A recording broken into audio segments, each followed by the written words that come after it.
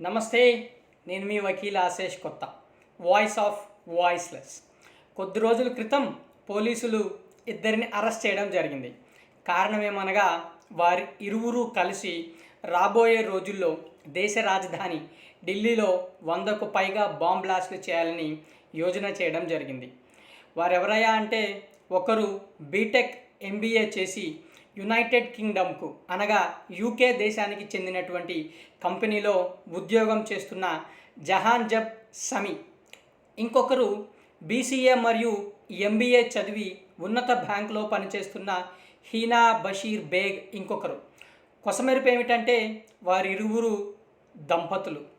నిరక్షరాస్యత, పేదరికం అనేవి ఉగ్రవాదాన్ని ప్రోత్సహిస్తున్నాయని, తీవ్రవాదులను తయారు చేస్తున్నాయని భ్రమలో ఎవరైతే ఉంటారో వాళ్ళు మేల్కొనండి.